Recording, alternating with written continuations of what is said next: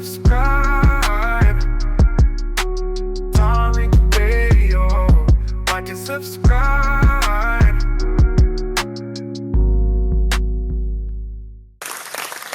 All right, we're in the building. We're in the building, ladies and gentlemen. We're in the building. Round of applause to you, fam. Round of applause to you, ladies and gentlemen. We're in the building. I'm glad to have everybody tuning in. What's going on with you guys? We're here for the late night tap in with Tariq. Glad to have you guys in here. Everybody, I'm going to ask that you give me a retweet. Everybody, give me a nice retweet. Let folks know that we are live in the building right now. That would be phenomenal if I get that retweet. And before let me shout out some of these regulars up in here who's always in here with us, always representing. Let me give them an FBA shout out. Let me see. We got, let me look at these names. We got Apollos, we got Shelly, Kai, we got Texas Born, we got Sister Wani, we got Khalid, we got Peace and Peace, we got FBA Chucky D, we got Ultra Black, we got Kimura, we got Brother the Atavist, Sir Mike, the lovely Sister Brooke in the building, Flame Alchemist in the building, and we got DC in the building. Shout out to you guys. Round of applause to you. And again, everybody give me that retweet. Give me the retweet. Let folks know that I'm in the building. I didn't do a broadcast last night because I was getting ready to travel. I'm actually in Birmingham, Alabama right now. So shout out to Birmingham. Back out here in Alabama for some family stuff. Excuse me. And you know I had to hit Buc-ee's. I was at Buc-ee's earlier, got me a Buc-ee's turkey barbecue sandwich. So I've been chilling with my Buc-ee sandwich. But listen, we got to talk about something. We got to talk about something that's um, very interesting. Family, did you guys see that statue in New York that they erected? Family, we got to get into this. Did y'all see the statue in New York City? They erected a statue in Times Square of a generic fictional quote unquote black woman. And a lot of people feel a certain way about it. A lot of black folks are like, what the hell is this? The white supremacists, naturally, they're just hating simply because of the presence of it. But we got to unpack this. Why did they got a statue up here? And the statue, the woman looks, it's a homely looking woman. It's not anybody of real significance. It's just a generic black woman that's kind of bad built, homely looking. And people are kind of scratching their heads like, okay, what the hell is this? What is this for? And so she's a little overweight. And it was done by a British Caribbean artist. It was done by a British Caribbean artist. And this is very interesting. This is very, very interesting. Um, this reminds me of the time that the Daughters of the Confederacy, they wanted to erect mammy monuments around the United States. And they didn't get a chance to do it because the black community fought against it. This was in the early 1900s, like around 1923. They wanted to create a campaign. They wanted to put mammy statues in DC. It was going to be big, fat Aunt Jemima looking mammies with headscarves on.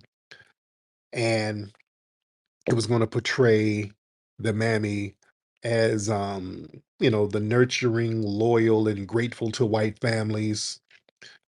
Um, at the time, that mammy thing was real popular with the minstrel shows and in literature at the time. And many black people, black intellectuals, black journalists, activists at the time, they were like, hell no. They fiercely opposed that. They know what it was. They knew what these people were trying to do. They were holding protests. The black newspapers like the Chicago Defender and others, they were denouncing the statues as an insult to history, rightfully so. They knew what it was. They knew that this was going to be an insult. And, eventually, because of the black grassroots, Congress pretty much blocked the project. It was never built, but they felt salty about that. They felt salty that they never got to do that because there was so much backlash. So they've been trying to figure out a way to create the mammy image so that we can accept it. So they do this thing with movies like Precious and all of that. They've always done this thing where we're gonna represent black womanhood. We're gonna represent it as a mammy, but we're gonna trick you into believing that it's body positivity. They did that with Gabby Sidibe. They would parade her around, and they would always make sure that Gabby Sidibe was around skinny, attractive white women in order to contrast it. And they would always say stuff like, "Yeah, we're going to use Gabby to show positivity that everybody should embrace who they are." Wink, wink. That's a con game. If you wanted to show people embracing who they are, why don't you get some big fat white women? They don't do that. They don't show that image of no fat white woman talking about some body positivity. If there's a fat white woman that they're parading around, she's going to be for shits and giggles and laughs. She's going to be a comedian. It's going to be for comic relief.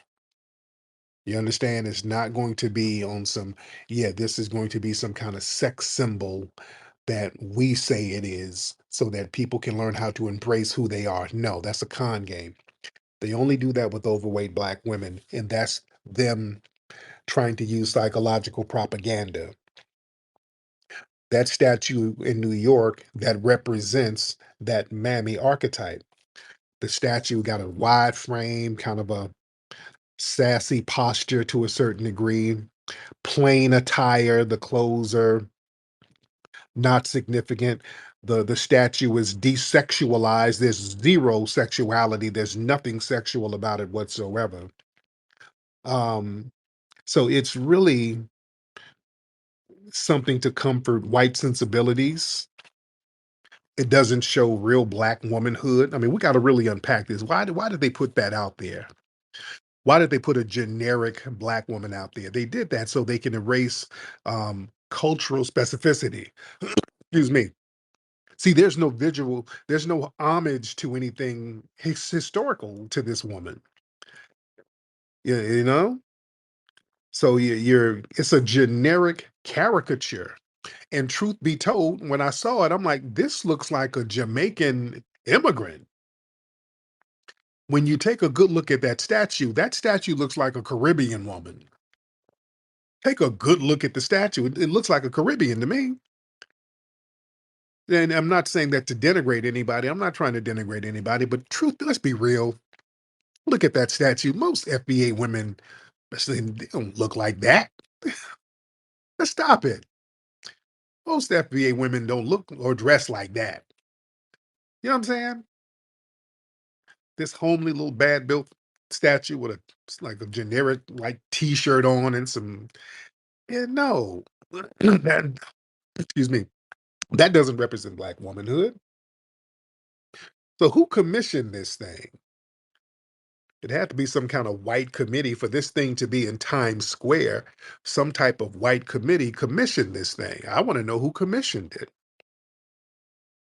And then they get this non-FBA dude to be the artist for it. And then it looks like somebody from his community. Was that deliberate to make it generic so that it could be anybody? You see? We got to really unpack this thing because the statue, it promotes the strong but homely type. The figure appears defiant in the way the statue is standing, but it's styled in a way that downplays beauty. It downplays elegance, regality, nothing. It just mirrors the mammy figure. That's only allowed to be strong if you are unattractive and non-threatening. See, that's the image that white women like. Unattractive, non-threatening black women. And because this thing is so generic, it has no ties to, there's nothing about history connected to this thing. It's too generic, and we don't need no generic statues. We have a rich history where we have a lot of icons that we could put up there. Listen, family, we have a lot of black women icons that we could have had up there as statues. Nobody was asking for some generic statue. They could have put Ida B. Wells up there. See, they could have put Dr. Francis Cress Welsing up there. If you wanted to make it New York theme, it could have been Afeni Shakur when they had the Panther 21 case up there in New York. It could have been things applicable to New York. Zora Neale Hurston, she's an icon and foundation of Black American culture. She lived in Harlem. Yeah, Madam C.J. Walker, that was somebody. I think she had some stuff going on up there in Harlem with the Harlem Renaissance. There were so many black women that they could have utilized. Billie Holiday, I think she was up there in Harlem. You understand what I'm saying? There's a lot of things that they could have utilized. A lot of black women who they could have portrayed instead of some generic mammy. Hell, you could have put Henrietta Lacks up there. That would be good because that would spark a conversation. See, the reason why they put that generic statue up there because see, foundational Black American women icons, they were fighting against the system of oppression. And if you put them up there, you would have to address the oppression that they were fighting against. You see what I'm saying? But if you put a generic mammy up there, there's no oppression. There's no conversation of why she's iconic. You see, watch the Jedi mind tricks. If you put a generic figure up there with no backstory, so now we ain't got to point the finger at white supremacy and then challenge that system. These people are not slick, family. Yeah, they put that generic bullshit up there for a reason. And it's not a good look. Because it's designed to be apolitical. Yeah, the statue doesn't carry no symbolisms of struggle, triumph, protest. It's just a sanitized, neutral mammy figure. Yeah, that's why a lot of people are confused as to why it's there. And just it reinforcing like stereotypes of overweight black women, rather than celebrating the whole full range of black women's bodies and aesthetics. Um, they put some old Jim Crow imagery up there that's been used to denigrate black society. And they erase the femininity and the beauty from it. So there's no real grace. It's not dressed any spectacular type of way. To say that that's a black woman, black women dress fly. Black women generally, foundational black American women are stylish, especially up there in New York. Foundational black American women created a lot of styles and trends that everybody emulates. This is why putting some damn generic ass um mammy caricature up there dressed like she got on some Family Dollar outfit. No, that's a damn insult. That's a goddamn insult. That doesn't represent black American womanhood. Now, some immigrant women kind of dress like that because, and I'm not saying that to denigrate immigrant women. Immigrant women, a lot of times they come over and they don't have their resources are kind of meager, so they kind of have to dress down. And I'm not saying that to denigrate, but again, that statue gives me Bammy vibes. I'm getting Bammy vibes from that statue. And the thing is, celebrating an anonymous figure over historic icons, that's disrespectful. That's very disrespectful. And this artist being a non-FBA Caribbean dude, this is like a pattern where they get non-FBA creatives. They choose these people to reinterpret Black American identity. You understand? I don't like other people trying to do things and saying, "Hey, this is Black American culture right here."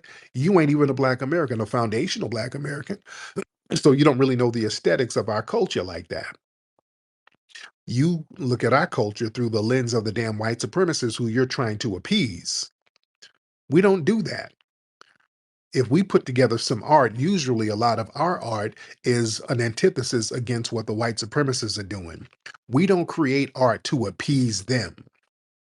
That's what makes our art and our talent and our creations so authentic.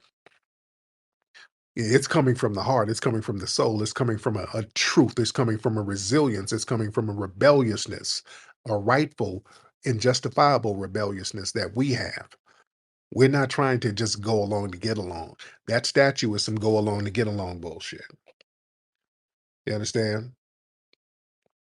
And that plays into the whole thing of people wanting foundational Black Americans to be generic Africans. I always, you always hear me use that term, generic Africans. These people hate the fact that we, as foundational Black Americans, we recognize our unique lineage as foundational Black Americans whose homeland is right here. We are not generic Africans. We don't do that African American stuff. We don't do that. And that statue is an extension of erasing our lineage and making us generic. Like I said, that statue has no cultural, historical, or regional markers. It's a rootless statue. And see the vagueness of it, that helps reinforce the narrative that all Black people in America are just displaced Africans with no unique American lineage. That's bullshit. And it denies the ethnogenesis of foundational Black Americans. We are a distinct ethnic group. We were forged through slavery, resistance, survival on American soil. So them getting some fictional, nameless Black figure, that lumps us into a Pan-African identity. That denies us our unique formation as a people. And see, listen, and I always say, we are not one big Negro. That statue makes Black identity this one big homogenous generic ball of Negro. Yeah, we're not. And I don't like this shit where you're putting placeholders in the place of real icons. Foundational Black Americans, we have some real icons that could have been utilized. And that statue, making it vague with no backstory, that avoids confronting slavery, Jim Crow, civil rights, redlining, all of these things that basically erase the FBA struggle. And when you do that, that makes it easier to ignore and then manipulate it. So yeah, I'm not with those kind of games at all. And that's again, that statue just gives me tether vibes. See, having a non-specific quote black statue, it can be co-opted by anybody claiming blackness. So that opens the door for African and Caribbean immigrants to kind of step into FBA symbolisms that blurs the line between them and our unique ethnic group. Yeah. And again, the white supremacists, they're upset about it, but not why we're upset about it. I won't even say upset. We're just not feeling it, you know, because again, it's a de ethnicized image, a fictional black figure in one of the most visible places on earth in Times Square. That signals a message to the audience that black equals a faceless, voiceless, and storyless African figure rather than a politically specific American born group with a justice claim. So we look at it from that standpoint. Now the white supremacists, they're upset about it. Well, their thing is they oppose any black visibility, even when it's harmless. So the outrage from the white supremacists, they don't want any black representation, even if it's a neutral fictional character. So it's not even the style of the statue, it's just the existence of blackness in a public place. See, their racism, it's we don't like the substance of the statue. I don't mind a statue. Just make it a statue with a real history. We got sisters who got real history. Um, their racism is triggered by presence, not history. So listen, if it was Maya Angelou or Harriet Tubman, white supremacists, they'll still be complaining. Let's be real. Whoever black you put up there, they'd still complain. Yeah, that their hatred is just rooted in black presence. So whatever black woman you put up there, they would complain. That's my thing. Since they're going to complain, give them something to complain about.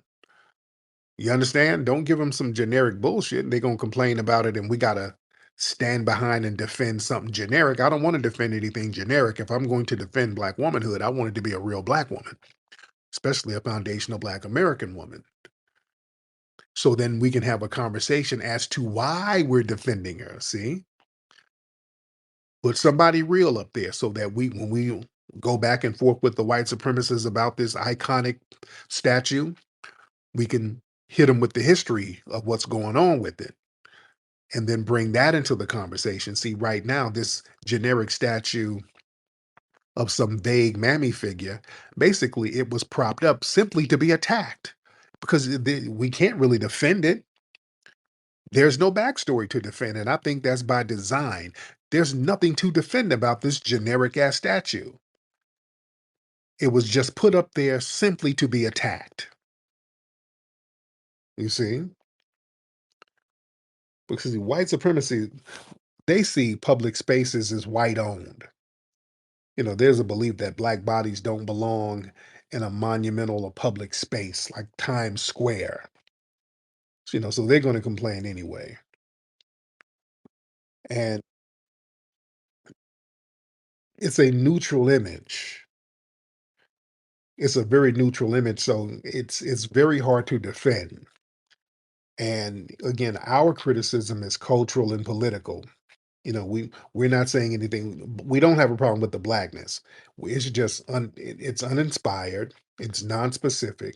It don't reflect the beauty, the power, the legacy of foundational Black American women.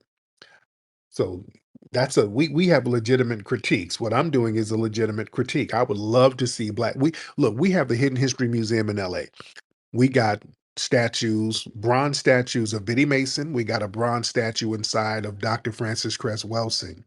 On the outside of the Hidden History Museum, we got Dr. Welsing, Biddy Mason, and Ida B. Wells painted on the building. So yeah, we got black women representation. We got no problem with that. But we don't need no damn generic mammy who looks like a Caribbean nurse with a fake degree. You understand? You might as well get some icons. Get a Dr. Welsing statue out there. That's what you need. Let's get a real conversation going. And you can't say they're gonna get mad. Oh, we can't do that. They're gonna get mad. They're mad at a damn generic statue. So give them something to really fear. If racists are gonna get mad and protest any black statue, then we should demand that representation be of real FBA heroes, people who inspire pride and resistance. Man, that's my thing. That's why I go hard in the paint like I do, family. We can't be sitting up here trying to appease these people because they're going to get mad at you and turn on you anyway. We better learn how to not play that game, ladies and gentlemen. Speaking of that, see, that reminds me of our brother Smokey Robinson. Now, we see what Smokey Robinson is going through. This is an example of what I'm saying. We try to appease other groups and bring other groups in and kind of create safety pads for all these other groups for them to turn on our asses.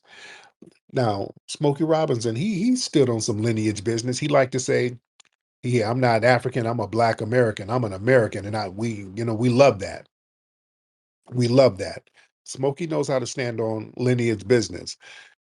But remember, this is a misstep our good brother Smokey made. Y'all remember a couple of years ago when there was a Motown tribute at one of those award shows, and they were going to have Jennifer Dam Lopez do the Motown tribute, and everybody was like, "Please, God, no! Please, Lord, no!"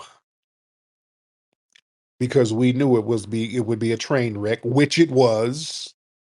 It was the train wreck, which we knew it was going to be. Motown is all about foundational Black American greatness. A Puerto Rican with no vocal tone to save her life, and no disrespect to Jennifer Lopez. She's not of our culture or our lineage. That ain't got nothing to do with her. Having her on there, that was some All Lives Matter Black and Brown coalition where we're latching them onto our legacy. They don't let Black artists get up there to the Latin music award shows and start singing Latin songs. And unfortunately, they had Smokey Robinson co-signing having Jennifer Lopez up there. They unfortunately, that was a misstep on our brother. He was like, "Oh yeah, yeah, she should do it. Oh yeah, more dance for everybody. Yeah, we can have the Latina come up there. And yeah, yeah, yeah. Oh yeah, Jennifer can do it." And they had him co-sign, so he had to put the stamp on it. They had Smokey put the stamp on that Latina tragedy of tribute. And look at the irony. He's up here giving a safety net and a lifeline to the Latinas. And right now, a group of Latinas are suing him with some allegedly bogus charges. See the irony? That's why we can't be out here caping for everybody, man. There's not going to be no reciprocal respect back. We sit up here caping for these people, and all they do is turn on us all the time. So we got to learn. This is why, man, the delineation. This is why I'm so big on delineation, because we done enough, and we've done so many things and rolled out the red carpet and helped so many groups, and we get repaid with straight up and down disrespect. You see, but with that statue, see, we want monuments, not mockery. We're going to immortalize something in bronze. It has to be something with dignity, accuracy, purpose. Yeah, that's a mockery, that statue.